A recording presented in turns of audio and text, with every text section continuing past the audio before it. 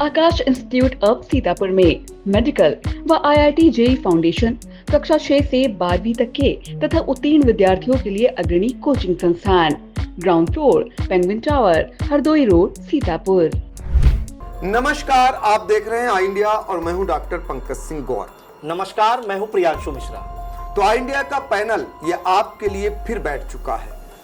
गांव की सरकार बनाने को लेकर आप लोग तैयार हैं। ऐसे में जो लोग गांव की सरकार बनाएंगे यानी जो मतदाता होंगे उनके लिए ये अहम खबर है। और जो पहली बार मतदाता बनना है जिनको, वो कैसे बन सकते हैं, उनकी अहर्ता क्या है, ये भी हम आपको बताने वाले हैं।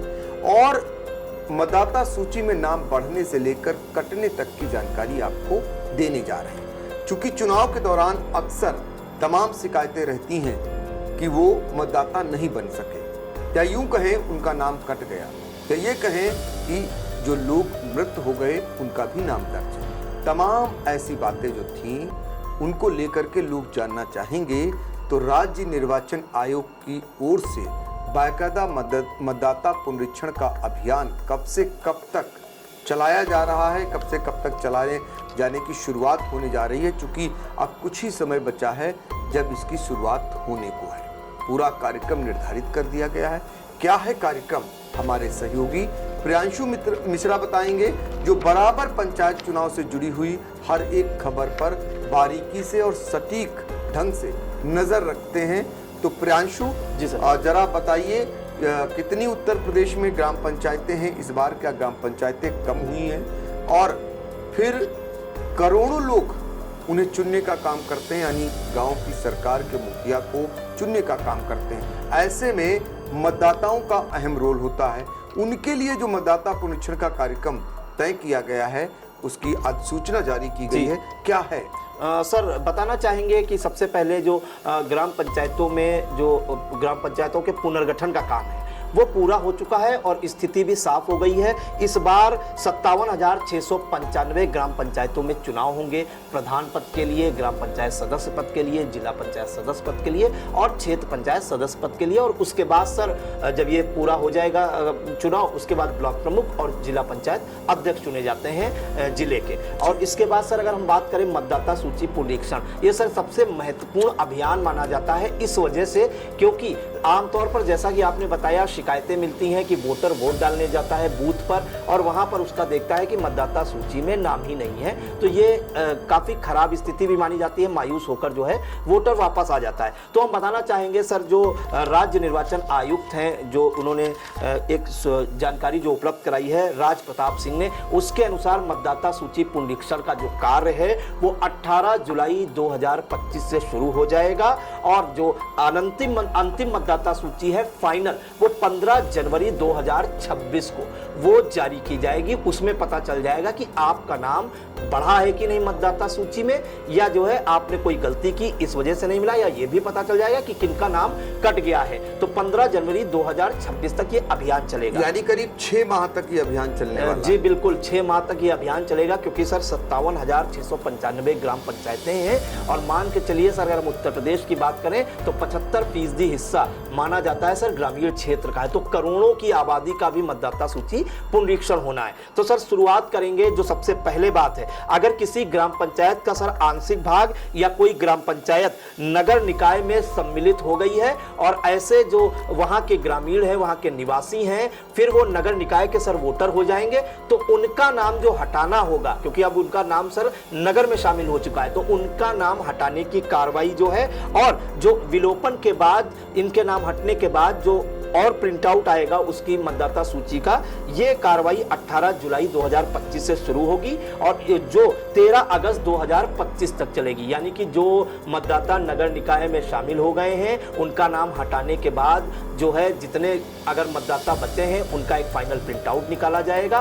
फिर वो कार्रवाई सर 18 जुलाई 2025 से शुरू होगी और 13 अगस्त 2025 तक ये कार्य किया जाएगा। इस बीच बीएलओ सर जो बूथ लेवल ऑफिसर होते हैं तो घर घर जाते हैं और पता करते हैं मतदाताओं के बारे में, किनके नाम घटने हैं, किनके नाम बढ़ने हैं। बीएलओ और पर्यवेक्षकों को उनके कार्य क्षेत्र का आवंटन भी किया जाएगा। इसी दौरान उन्हें पूरी जानकारी दी जाएगी ट्रेनिंग दी जाएगी और स्टेशनरी का वितरण किया जाएगा 18 जुलाई 2025 से 13 अगस्त 2025 के बीच। ये सर पहला फेज रहने वाला है। फिर उसके बाद सर सबसे महत्वपूर्ण काम जो शुरू होगा वो 14 अगस्त 2025 से शुरू होगा।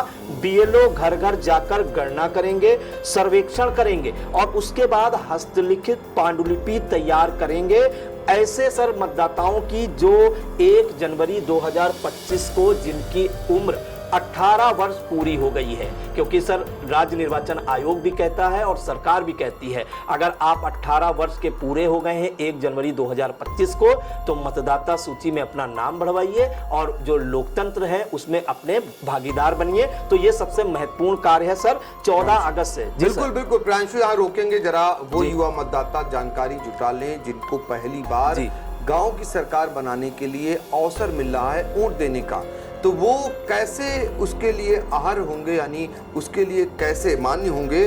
तो उनकी उम्र 1 जनवरी 2025 को यदि 18 साल पूरी हो जाती है तो वो मतदाता बनने के लिए योग्य हो जाएंगे और ये मतदाता इस तिथि में बन सकेंगे, यानी 14 अगस्त 2025 से 29 सितंबर 2025 तक ये अवसर है उनके लिए पहली बार मतदाता बनने का। जी प्रियांशु। जी बिल्कुल सर, ये जब बीएलओ घर घर जाकर इस चीज की गणना करेंगे और पता लगाएंगे कि 18 वर्ष इनके पूरे हो गए हैं 1 जनवरी 2025 को, वो कार्यक्रम 14 अगस्त से 29 सितंबर 2025 तक चलेगा। और इन ये जो मतदाता नए मतदाता जोड़ने हैं उनकी आवेदन करने की जो अवधि होगी वो 14 अगस्त 2025 से 22 सितंबर 2025 तक सर चलेगी। तो बड़ा सर पूरा 1 महीना से ज्यादा का समय है। ऐसे मतदाता जिनकी उम्र 18 वर्ष पूरी हो गई है जनवरी 2025 में, वो अपना नाम बीएलओ को जरूर बता दें, या वो सर ऑनलाइन भी कर सकते हैं, उनके पास सुविधा है, मोबाइल से भी ऑनलाइन कर सकते हैं। फॉर्म 6 जो भरा जाना होता है वो भर सकते हैं, वो मतदाता सूची में जुड़ जाएंगे। इसके बाद सर ऑनलाइन जो आवेदन पत्र प्राप्त होंगे उनकी घर घर जाकर जांच करेंगे बीएलओ। ये जो पूरा कार्यक्रम चलेगा सर ये 23 सितंबर 2025 से 29 सितंबर 2025 तक है कि आपने कोई ऑनलाइन अगर आवेदन किया है तो उसमें कुछ गड़बड़ी तो नहीं है सर। प्रांशु, यहीं पर आपको रोकेंगे। बीएलओ को लेकर तमाम सवाल उठाए जाते हैं कि बीएलओ उनके घर नहीं पहुंचे, तो जरा जान लीजिए, गांव के लोग खासकर जान लें कि ऑनलाइन जो आवेदन आएंगे पहली बार मतदाता बनने के लिए जो आएंगे उनके पत्रों की घर घर जांच करने की जो अवधि निर्धारित की गई है वो है 23 सितंबर 2025 से 29 सितंबर 2025 तक। इस स्थिति में आपको नजर रखनी है कि क्या बीएलओ वहां पहुंचे थे जांच करने की नहीं पहुंचे थे, यह आपके लिए भी महत्वपूर्ण है। जी सर, इसके बाद अगला जो फेज है वो 30 सितंबर 2025 से शुरू होगा। इसमें निर्वाचक गणना पत्रक के आधार पर परिवर्धन, संशोधन एवं विलोपन की तैयार हस्तलिखित पांडुलिपि सहायक निर्वाचन रजिस्ट्रीकरण अधिकारी कार्यालय में जमा करने की अवधि होगी। यानी कि सर जिनके नाम जो है बड़े हैं या जिनके नाम विलोपित हो चुके हैं, वो जब फ्रेश लिस्ट सर बनेगी तो वो बीएलओ ही जमा करेगा जाके 30 सितंबर 2025 से 6 अक्टूबर 2025 तक जो निर्वाचन रजिस्ट्रीकरण अधिकारी का कार्यालय है, उसके बाद जो है वो पूरी आगे की प्रक्रिया करेंगे। फिर सर ड्राफ्ट नामावलियों का कंप्यूटरीकृत पांडुलिपि तैयार कर देना, जिसमें निर्वाचक नामावलियों के कंप्यूटरीकरण की कार्रवाई होगी। यानी कि जो नामावलियां हैं उनका एक ड्राफ्ट तैयार किया जाएगा और कंप्यूटराइज्ड पांडुलिपि तैयार की जाएगी या पूरी कंप्यूटराइज्ड डिटेल तैयार की जाएगी। ये 7 अक्टूबर 2025 से 24 नवंबर 2025 तक ये कार्यक्रम चलेगा। फिर 7वां नंबर सर आता है, फेज वाइज इन्होंने दिया है, बहुत अच्छी जानकारी है ये उनके लिए जिन्हें वोटर बनना है। निर्वाचक नामावलियों के कंप्यूटरीकरण के बाद मतदान केंद्र स्थलों का क्रमांकन, मतदान क्रमांकन, मतदेय स्थलों के वार्डों की मैपिंग, मतदाता की डाउनलोडिंग, फोटो प्रतियां आदि जो ये सब कार्य होगा ये 25 नवंबर 2025 से 4 दिसंबर 2025 तक है। सर ये जो है ये सारा काम जो है निर्वाचन के अधिकारी ही करते हैं, उससे मतदाताओं का कोई लेना देना नहीं है। फिर उसके बाद सर अनंतिम मतदाता सूची के आलेख का प्रकाशन। जो अनंतिम मतदाता सूची का मतलब ये होता है उसके बाद भी हमारे पास मौका होता है कुछ सुधार कर पाए अगर कोई गलती हो गई है। तो अनंतिम मतदाता सूची के आलेख का जो प्रकाशन है वो 5 दिसंबर 2025 को सर किया जाएगा। फिर सर 9वां नंबर अगला पॉइंट जो इन्होंने दिया है, आलेख के रूप में प्रकाशित अनंतिम अंतिम सूची का निरीक्षण, जो अंतिम सूची सर जारी की जाएगी उसका निरीक्षण भी किया जाएगा विभागीय अधिकारियों द्वारा, जिला निर्वाचन अधिकारी द्वारा। ये 6 दिसंबर 2025 से 12 दिसंबर 2025 तक निरीक्षण किया जाएगा कि कोई त्रुटि तो नहीं है, जिसका नाम अगर हट गया है वो दोबारा तो नहीं जुड़ गया है, इस तरह की उसमें सर खामियां पकड़ी जाती हैं। फिर दावे एवं आपत्तियां प्राप्त करना, ऐसे दावे जो 1 जनवरी 2026 को 18 वर्ष की आयु पूर्ण करने वाले सभी निर्वाचकों के भी स्वीकार किए जाएंगे। यानी सर 1 जनवरी 2026 को अगर 18 साल पूरे कर लिए हैं उनके पास भी सर वोटर बनने का मौका होगा। ये सर इसमें साफ लिखा गया है कि दावे और आपत्तियां उनसे भी ली जाएंगी जो 1 जनवरी 2026 को 18 वर्ष की आयु पूर्ण हो चुकी है। और यह अभियान जो चलेगा 6 दिसंबर 2025 से 12 दिसंबर 2025 तक, जिस समय जांच हो रही होगी अंतिम मतदाता सूची का। फिर सर 11वां नंबर, दावे एवं आपत्तियों का निस्तारण। जो दावे और आपत्तियां आएंगी, तमाम तरह की आपत्तियां आती हैं, लाखों लाख आपत्तियां आती हैं, उनके जो निस्तारण का समय है 13 दिसंबर 2025 से 19 दिसंबर 2025 तक। और उसके बाद अगला जो पॉइंट है, दावे और आपत्तियों के निस्तारण के बाद हस्तलिखित पांडुलिपियां तैयार की जाएंगी, हाथों से लिखित पांडुलिपि तैयार की जाएंगी। सहायक निर्वाचक रजिस्ट्रीकरण अधिकारी के कार्यालय में जमा करने की अवधि, जो बीएलओ तैयार करेगा हस्तलिखित पांडुलिपि, वो जमा करेगा 20 दिसंबर 2025 से 23 दिसंबर 2025 तक। फिर 13वां नंबर सर है, दावे और आपत्तियों के निस्तारण के बाद पूरक सूचियों की कंप्यूटरीकरण की तैयारी तथा उन्हें मूल सूची में यथास्थल समाहित करने की कार्रवाई।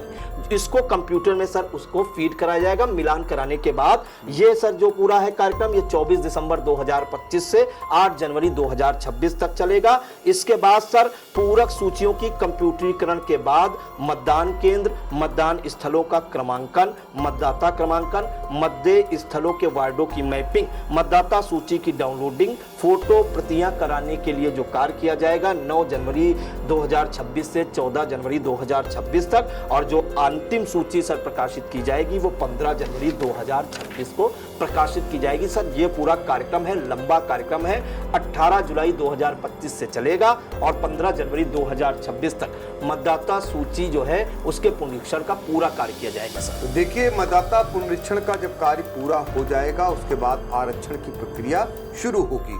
जैसा कि पहले वीडियो में हमने आरक्षण की पूरी प्रक्रिया के बारे में कि किस आधार पर इस बार राज्य सरकार आरक्षण की व्यवस्था त्रिस्तरीय पंचायत चुनाव में लागू करने की तैयारी कर रही है, वो हमने आपको बता दिया था, उसको भी आप देख सकते हैं। और ये पूरा मतदाता पुनरीक्षण का कार्यक्रम इसलिए आपको बता दिया क्योंकि आपकी एक चूक जो रहती है इस समय की, वो बाद में चुनाव के दौरान भारी पड़ती है और बाद में तमाम आरोप प्रत्यारोप का दौर शुरू होता है। तो वो दौर ना आए, पहले से ही आप वहाँ पर जागरूक हो जाइए और मतदाता बनिए। और जो फर्जी मतदाता हैं या जो कहिए कि शहर में भी मतदान कर रहे हैं और गांव में भी कर रहे हैं, उनके काटने से लेकर और जो इस दुनिया में नहीं है उनके लिए भी, और जो छूट गए थे उनको सबको समाहित कर सकते हैं। तो ये सुनहरा अवसर है आपके लिए।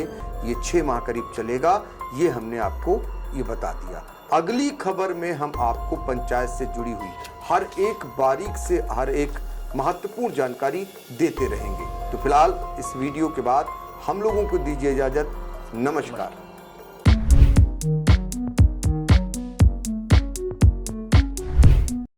फार्मेसी में करियर बनाने का सपना देख रहे हैं? JS. Singh institute of pharmacy Sitapur में 2025 के लिए डी फॉर्म, बी फॉर्म और एम फॉर्म में एडमिशन शुरू हो गए हैं। JS. Singh institute of pharmacy में पढ़ाई के साथ साथ अत्याधुनिक उपकरण युक्त लैब्स, विशेषज्ञ टीचर्स और टॉप मेडिकल कंपनियों में प्लेसमेंट का मौका। यहाँ पर स्टूडेंट्स को वर्कशॉप, खेल-कूद, इंडस्ट्रियल एवं हॉस्पिटल विजिट भी कराई जाती है। दवाओं की दुनिया में उतरकर अपना भविष्य संवारें। अभी एडमिशन फॉर्म भरें।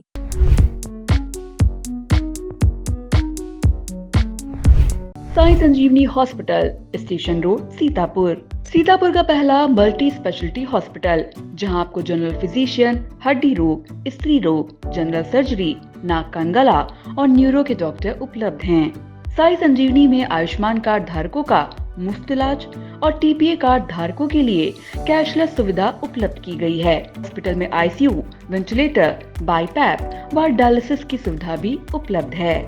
Sai Sanjeevani hospital, station road, Sitapur.